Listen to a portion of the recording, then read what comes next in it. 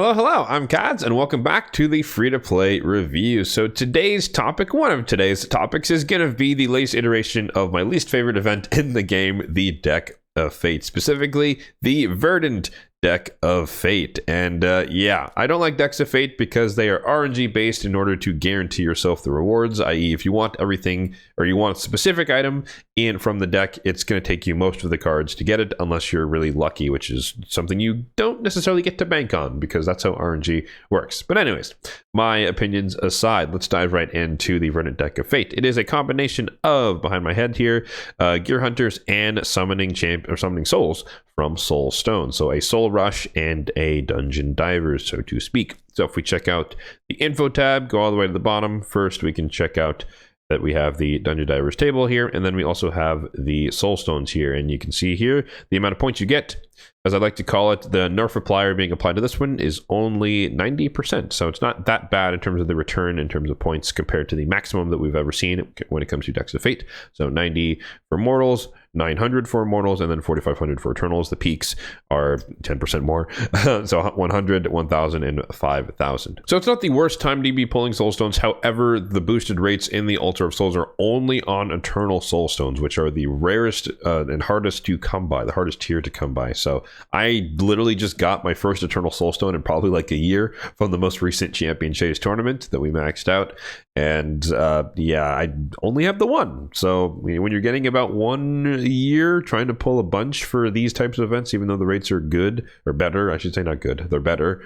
It's definitely a tough sell. So spoiler alert, into my opinion, on participation in the Deck of Fate. But for those who aren't familiar with the format of Decks of Fate, there are 40 cards in the deck, and the breakdown of the rarity of the cards here is, in this one specifically, is 15 common, 13 rare, and 12 epic. So a little bit more epics than usual, which is kind of good.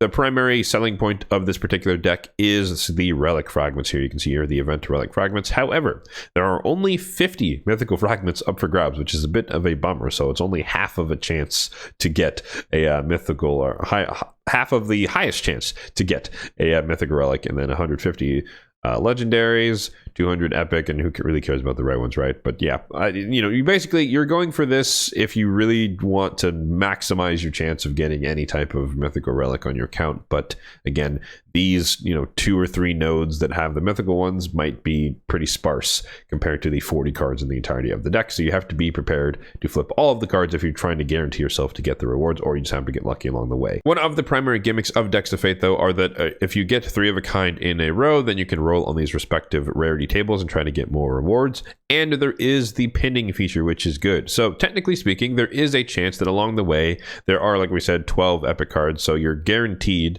to get 4 rolls on epic cards, assuming you pin the epic every time, which is good. So you get 4 rolls on this table if you were to flip the entire deck, meaning that you could also get extra 25 bits of mythical fragments. So there is a decent chance that you could get, well, maximum you can get 100 from that, right? But that's unlikely because there's even distribution or even odds across all these rewards.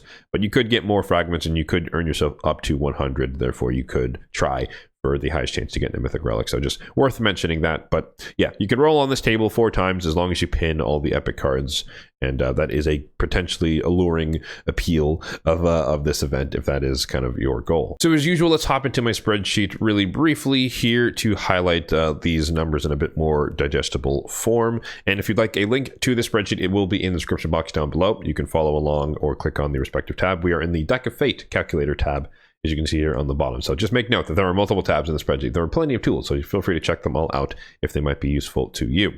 But the main thing to highlight here from the Gear Hunter section is that this is the average amount of return you'll get for running each of the dungeons. So you get slightly more currency per run if you run higher difficulties. These are the typical ones that people farm: normal 20, normal 24, normal 25, hard 6, and hard 10. But the most efficient stage is still normal mode stage 20, as you can see here with the average currency per energy. So if you're trying to min-max your energy overall, then you'd be better off running normal mode 20 on whatever dungeons are going on in the next couple of days. But if you want to maximize your amount of currency per run that you run, also maximizing the quality of the gear that you get, then you want to go towards the higher end.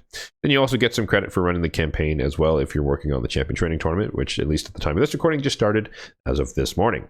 And then over here on the right hand side, the only thing to point out here is the Soulstone summoning section. So like I said, the nerf replier here is at 90%, so we're at 90% of the peak values, and that equates to 445 mortals, which is a ton, 45 immortals, which is also a ton, and then 9 eternals, which is practically impossible for most of us unless you're a heavy spender. So yeah, as I alluded to earlier, for myself, this doesn't really appeal to me. You know, a chance to get a relic is okay, but it's like I'd have to, you know, blow up my account, use all of my eternals and a bunch of my immortals, and then get like an aspect to Seroth or something. That would be very disappointing. So I prefer more like guaranteed returns versus just RNG returns, and relics are the epitome of RNG returns.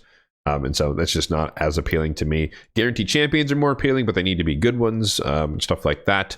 Or, you know, maybe gear, like bolster gear that's hard to get when you're free to play like myself, or anything like kind of like that, pinpoint gear, chronophage gear, that would be a little bit more enticing. But in this case, it's not really getting me going here. But yeah, just to point it out, at least in my particular situation, right, we talked about you would need 9 Eternals if you wanted to do the entirety of the deck. I do have the 1 from the Champion Chase. I technically have 3 in terms of coins. However, I'm saving these to buy souls from the merchant for champions who are on my list of champions to get for my wish list, actually. But the wish list is so few and far in between that honestly most of my champions who have a high tier blessing have just been purchased slowly over time through the soul merchant. So I depend more on that than I do on the RNG of the Soulstones in general. But the point here is that technically speaking, I mathematically do have enough Soulstones if I converted all my coins over. You can see here there's 41 immortals here in terms of the medium coins.